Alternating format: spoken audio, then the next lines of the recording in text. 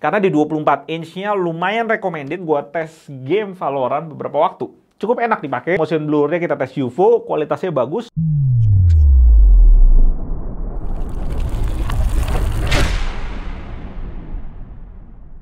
Selamat datang di GTD, channel paling canggih di 2021. Philips Indonesia baru aja launch monitor ini, 27 inch IPS Gaming. Langsung kirimin ke kita untuk dites dan akan di giveaway juga ke kalian. Nice! Monitor ini sebenarnya telat banget launchingnya. Melihat monitor ini tuh model tahun 2019, tapi baru launch 2021 sekarang. Sebelum masuk ke pembahasan 272 M8, gue mau ke adiknya sebentar, 242 M8. Karena di 24 inch-nya lumayan recommended, soalnya dua monitor terbaik di segmen 24 inch IPS 144Hz pada naik harga. Seperti yang gue udah bahas di video rekomendasi sebelumnya. AOC 24G2 dan Asus VG 249Q naik ke 3,2 juta.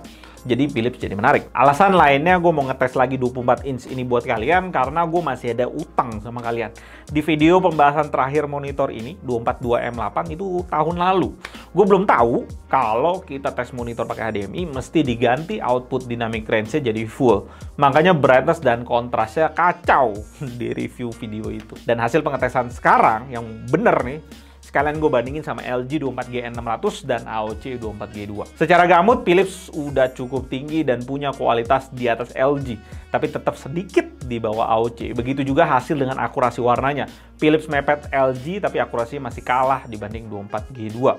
Brightness-nya sekarang gue bisa dapetin bagus di 300 nits lebih dan kontras yang cukup bagus juga di 920/1 walaupun standarnya 1000/1 untuk IPS panel.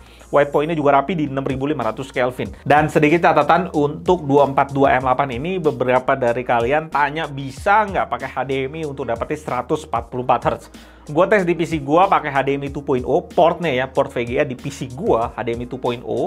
Monitor ini support 144Hz via HDMI. Dan untuk kualitas motion blur-nya, kualitasnya cakep, cukup oke. Dan sekarang kita langsung ke 27 inch-nya. Gue pengen ganti baju.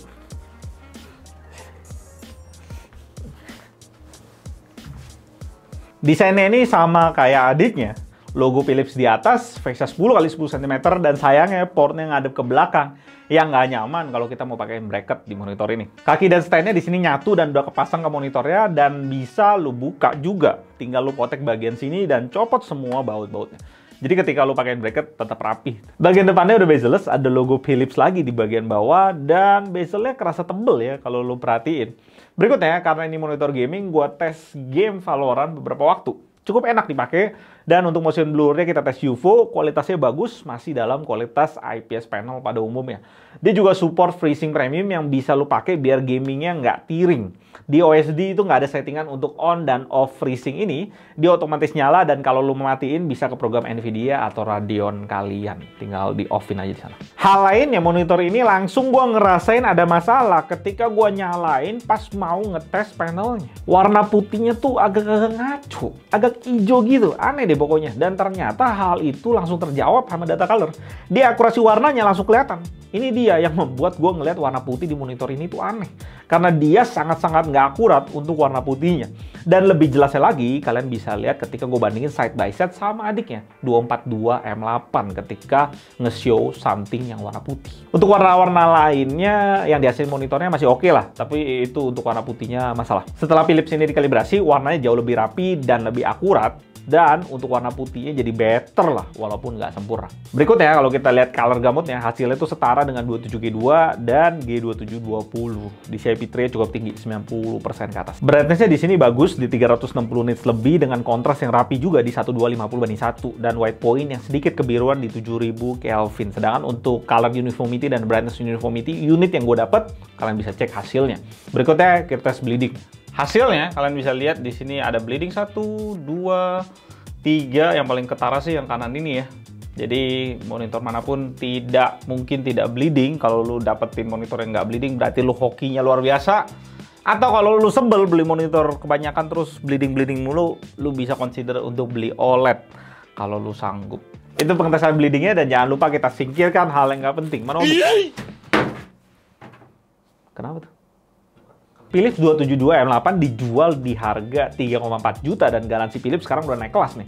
Untuk seri 27 inch ke atas, garansi udah 3 tahun full. Untuk monitor ini sangat berat untuk gue rekomendasiin karena beberapa hal. Hal pertama tentunya harganya itu masih kemahalan karena di China kita bisa temuin di 2,9 juta. Berikutnya untuk warna putih yang dihasilin itu agak ngaco karena nggak akurat. Dan harganya ini mepet sama AOC 27G2 di 3,6 juta, jadi bedanya cuma 200 ribu. Yang AOC tuh jauh-jauh lebih bagus panelnya dan kasih full ergonomic stand juga.